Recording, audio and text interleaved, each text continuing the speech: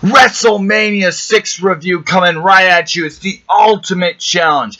Hulk Hogan, the WWF World Heavyweight Champion, versus the Ultimate Warrior, the Intercontinental Heavyweight Champion.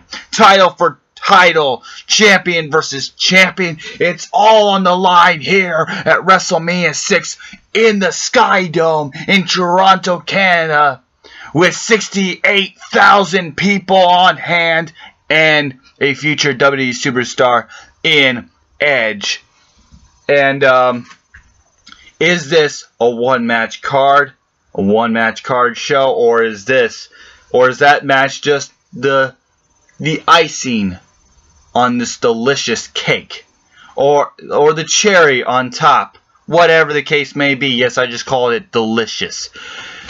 Well, you get my opinion at the end. Next up, we have the opening match. Started out with Rick Martel defeating Koko B. Ware. Koko B. Ware, the Birdman, who'd been jobbing every single WrestleMania in the Hall of Fame, who didn't do jack shit. Well, Rick Martel, who is a former AWA World Heavyweight Champion, a former World Tag Team Champion, and he might have got his hands on the Intercontinental Champion. If he didn't, he definitely fought for it quite a bit. And he did a hell of a lot more than Koko B. Ware. Not sure why he's not in the Hall of Fame. But hey, whatever, gotta give the Birdman his due. It's a big fat pile driver. A pile driver. A pile driver. Yeah, that's his claim to fame in fucking Koko B. Ware. Anyways, this is the opening match, and this was bad. 2 out of 10. 1 star. Next up, Demolition defeats the Tag Team Champions, the Colossal Connection, that's Andre the Giant and Haku, to capture the tag team titles. This was very decent. This was actually the last time I believe Andre the Giant was in any big sort of type of match. I think after this, yes, he did turn face. He turned against the Bobby the Brain Heenan family, and he would turn face. And I don't think he really wrestled afterwards, or at least in a big...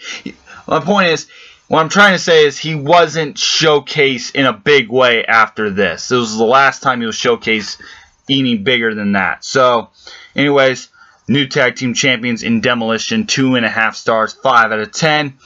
And later on, Bobby the Brain Heenan addresses that, and he makes the iconic line, "If you listen to me, you go to the top. If you don't listen to me, you're never heard from again." Couldn't say it better myself. Very true indeed. Earthquake defeated Hercules in a terrible match. Like I said, Hercules is one of the worst wrestlers of all time. I don't know why you people are bashing the unholy shit out of Roman Reigns, but here in the past, you got guys like fucking Hercules and Dino Bravo, and they were fucking all over the place on big shows. So, you know, come on. 1 star, 2 out of 10. Next up, we have Brutus the Bar Beefcake defeating Mr. Perfect in a decent, solid match. 6 out of 10. 3 stars. There's a lot of matches on here. 14 matches on here. There's a lot of matches. So if I'm not going to go in greater detail, again, I apologize. There's just so many goddamn matches. I don't want to take forever in reviewing each and every single one of them. So, next up, we have Roddy Piper and Bad News Brown. They go to a double countout, and you'll be hearing me say countout finish 3 times because it ended in a countout. 3 matches ended in countouts, and I fucking hate that because in the earlier formats of WrestleMania, nowadays with WrestleMania, you'd have multi-man matches. Like, you would have battle royales, you would have ladder matches, you would have multi-man tag team matches. Back then, you would have a lot of one-on-one type matches, you would have a lot of tag team matches, and a lot of times most matches just ended in countouts and disqualification as well. You also had a lot of squash matches, of course. That was just the format, and I really hate countouts and disqualifications in WrestleMania, and there was a lot of them in the Hulkamania era. So I give this a half of a star. It was a bad match. Roddy Piper had white half and black half on the other.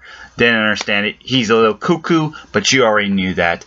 1 out of 10. Next up, we have a squash match in Hart Foundation, squashing the ever-living fuck out of the Bolsheviks. I'm not sure what the timing was, but it was faster than King Kong Bundy and Special Delivery Jones, which was dubbed 9 seconds. I'm not sure what the time was on this, but they squashed them. They hit the Heart Attack tag team finishing maneuver in less than 23 seconds, and at this point in time, this is the quickest WrestleMania match. So NA. I'm not ranking that match. Next up, we have the Barbarian defeating Tito Santana in actually a bad match. But like I said, Tito Santana has been, jobbing out quite a bit. But the difference between Tito Santana and Koko B. Ware is miles between each other. Koko B. Ware was a straight up jobber. Tito Santana, at least, would become a jobber, but at least he was the Intercontinental Champion and World Tag Team Champion, for God's sakes. So, I give it a 3 out of 10. Next up, we have Dusty Rhodes and Sapphire defeating Macho Man and Sherri Martel. Mixed tag team match. Sapphire was that heavy black chick, that was all sweet, and she danced around with Dusty Rhodes, and she was played by money later on, bought out by Ted DiBiase. That whole shit, the whole thing with Sapphire and Dusty Rhodes, with the polka dots and the stupid polka bandanas and the polka shirt and the polka trunks and the polka boots, and everything was polka dots. Polka dots for the American dream, Dusty Rhodes, daddy. That was pretty bad. I need to kind of work on the Dusty Rhodes impersonation. This was pretty bad match. Ms. Elizabeth would interfere on this match too. 2 out of 10. I don't know what the fuck they were doing with Macho Man. They kind of squandered around with him during his Macho King days in 1990. Ugh. Bad match. 1 star. I guess you had something to do with Dusty Rhodes. The Orient Express defeats the Rockers in a popcorn type match. Popcorn match is basically middle of the card. This is where there's nothing really going on. It's not anything worth special, and everyone knows it. So this is just a time where you get up and go, and you get your popcorn. You go take a deuce or whatever, much like today in Diva matches, or basically the whole show is a big fat popcorn match. Popcorn match, but it was actually pretty good anyways. 5.5 out of 10, not quite a 6 out of 10. Next up, we have Jim Duggan defeating Dino Bravo. Every time I see Dino Bravo on the card in the Hulkamania era, no matter what show it was, every show I've seen in the Hulkamania era, I see Dino Bravo's name. Same with Hercules, and I just go,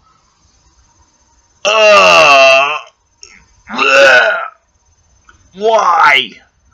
Why did this guy always get good? Why did this guy have something to do all the time? 1 out of 10. Terrible. And any match he's in is terrible. Ted DiBiase defeats Jake Roberts via countout to retain the $1 Million Championship belt. I hate countouts, but in this case, I'm going to let it go. 6.5 out of 10. It was a solid match, but what was best was Jake Roberts' promo. I am not going to say in this video what he said, because I'm just going to fuck it up. But all you got to do, watch his promo, look it up on YouTube. You'll see it. It is one of the greatest promos of all time. And for that promo alone, I'm giving it an extra 5 points for the promo. Next up, 6.5 out of 10. Next up, we have Big Bossman defeating the Akeem, the African Dream, in one of the worst matches in WrestleMania history. Dud. 0. Terrible. Rick Rude defeats Jimmy Snuka in a boring match, but I'll be fair and give it a 4 out of 10. But it's all about the main event. It is the Ultimate Challenge, the Ultimate Warrior versus Hulk Hogan. Title for title, the WWF Champion, Hulk Hogan. Your Intercontinental Champion, the Ultimate Warrior. Again, the Ultimate Challenge in the SkyDome. This was incredible. One of my favorite matches of all time. This match, everything from the stare down to the test of strength. Even though there was this weird camera angle which looked like the weirdest blowjob of all time. I'm sorry. Mine's in the gutter, but it did look like a blowjob. Sorry. To the crisscross, to the big moves, to the outside. How Hogan was just selling the knee, selling his leg. Warrior, this is one of the best match. Actually, this is, besides his Macho Man matches, this is the best match he's ever fucking worked. I've never, you watch The Ultimate Warrior, he's not that great of a wrestler. He is underrated. He is, but I think he's underrated. But man, this was awesome. This was awesome. This match is great. To the crisscross, to the big moves, to the finish. I love the finish because it's such a historic, iconic finish. Hogan going for the leg drop. He misses. Warrior with the ultimate splash. 1, 2, 3. Hogan kicked out after 3. He held up one finger, not the middle finger, but he held it up and he did that. And then he presented the belt to the Ultimate Warrior, and the Warrior held up both titles as Pyro went off, and this was a celebration. A celebration because we are looking at the next era. We're looking at the guy who's going to lead us into the next era. The torch has been passed on from Hogan to the Ultimate Warrior, or at least it was supposed to be that way. Regardless of how the Ultimate Warrior, regardless of how, 2 years later, the Ultimate Warrior was gone the majority of 1991. Regardless of the fallout, regardless of the fact that the Ultimate Warrior would not ultimately lead us into the next era, that Hogan would keep on leading us into this era, and we would stay in the Hulkamania era. Regardless of that fact, doesn't change. This match was spectacular. The moment and the build-up was iconic and still lives up to this day. This is still one of the most iconic and legendary matches in WrestleMania history. A WrestleMania worthy match. A WrestleMania main event caliber. One of the best main events in WrestleMania. I'm giving it an 8.5 out of 10. As it's one of the Ultimate Warrior's best matches. Besides his Macho Man matches, it's his best match. This was incredible, legendary, still holds up, and I really wish they would do this today, but no, they had to go with Brock Lesnar versus Roman Reigns. I don't know why they can't do John Cena versus Roman Reigns, but whatever. Regardless, this was a great match. So is WrestleMania 6 a one-match show? Actually, it is. All you guys loving WrestleMania 6, I gotta let you know this. If you take away the nostalgia factor, this WrestleMania is not all that good. I think because of nostalgia and because of the main event and the hype and the build-up and the atmosphere, that crowd was electrifying. That crowd was amazing. And the whole thing about this show was great. But it's just the nostalgia. You take away the nostalgia factor and the main event aspect and all that stuff, this WrestleMania kind of sucks. It is a one-match show. It is. My final review, my final rating on WrestleMania 6 is a 4.7 out of 10. And I gave it a lot of extra points. The sick promo with Jake Roberts, the build-up and the moment between the Ultimate Warrior and the squash gives it extra points. Regardless, this WrestleMania, if you take away the nostalgia factor and you take away the main event, it does kind of suck. However, this WrestleMania was still very important. It was supposed to lead us into the next era. It did not. However, you can't take away from the match. That match was amazing, and it's one of my favorite matches of all time. I am DanielRock08, and I'll catch you next time with one of my favorite WrestleManias in WrestleMania 7.